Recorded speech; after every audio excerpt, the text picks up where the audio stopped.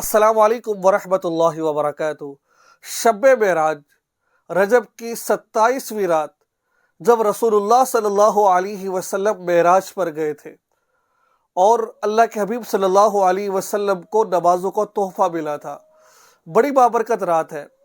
اگر کوئی شخص اس رات کو 8 رکعت نماز رکعت پڑھ لیتا ہے، یعنی کہ 8 رکعت نفل ادا کر لیتا ہے یا 8 رکعت نماز پڑھ لیتا ہے، اللہ تبارک و تعالیٰ اس کی تمام ضروریات کو، حاجات کو پورا کر دیں گے۔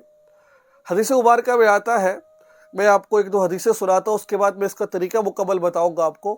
حدیث مبارکہ میں رات کی اس عبادت کو کیا کہا گیا ہے آتا ہے۔ حضرت علی سے مروی ہے، حضور اقدس صلی اللہ علیہ وسلم نے ارشاد فرمایا، جنت میں ایسے بالا خانے ہیں ان کے اندر سب چیزیں باہر سے نظر آتی ہیں۔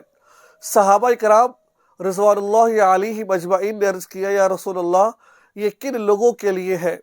تو حضور صلی اللہ علیہ وسلم نے فرمایا، جو اچھی طرح سے بات کرے، ٹھیک ہے، اور غربا کو کھانا کھلائے اور ہمیشہ روزے رکھے اور ایسے وقت میں رات کی کو نماز پڑھے جب سب لوگ سو رہے ہو۔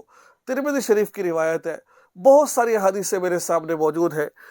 اب آپ اس نماز کو پڑھنے کا طریقہ سن لیجئے کہ ہم نے اس نماز کو پڑھنا کیسے ہے۔ ناظرین، آپ نماز کا عشاء کی نماز آپ نے پڑھی ہے، اب عشاء کی نماز پڑھ کر بھی آپ اس نماز کو پڑھ سکتے ہیں، 2 رکعت کر کے آپ 8 رکعت پڑھ سکتے ہیں۔ طریقہ بتاؤں گا آپ کو میں، اور آپ اس کو آخری وقت دیر کے تہجد کے وقت بھی پڑھ سکتے ہیں۔ یاد رکھیے اس کا وقت عشاء کی نماز کے بعد شروع ہو جاتا ہے اور صبح صادق سے پہلے تک رہتا ہے، یعنی کہ جب صبح صادق کا وقت شروع ہوتا ہے اس وقت سے پہلے ہم اس نماز کو ادا کر سکتے ہیں۔ اس پر جو ملے گا آپ تصور بھی نہیں کر سکتے ہیں۔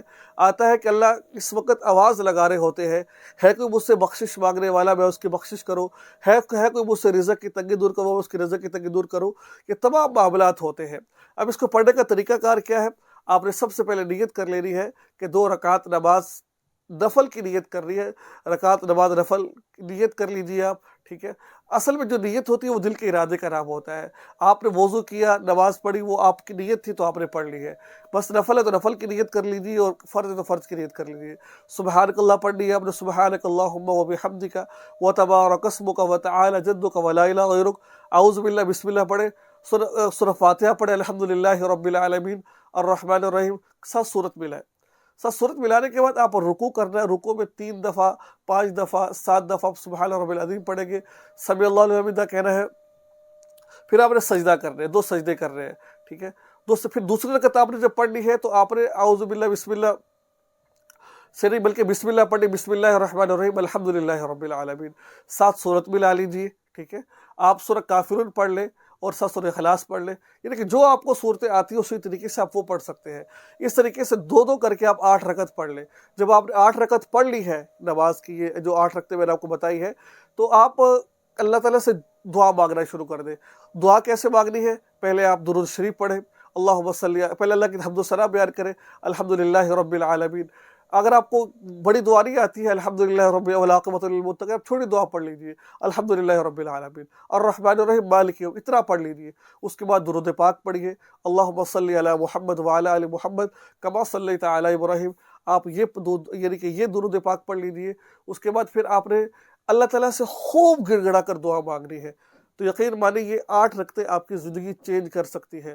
آپ کی دنیا کے، آپ کی جو مصائب ہے، پریشانی، اللہ ان کو دور کر سکتا ہے ان 8 رکعتوں کی وجہ سے، ٹھیک ہے۔ ان 8 رکعتوں کو لازمی پڑھیے گا، اور یہ نہیں کہ آپ صرف شب معراج پر پڑھیں، یہ 8 رکعتیں آپ کبھی بھی پڑھ سکتے ہیں انشاءاللہ العزیز۔ یہ ہماری نجات کا ذریعہ بن سکتی ہے۔ دعا میں یاد رکھیے، چینل کو سبسکرائب کر لیجیے اور اس ویڈیو کو آگے شیئر ضرور کیجیے گا۔ السلام علیکم ورحمۃ اللہ وبرکاتہ۔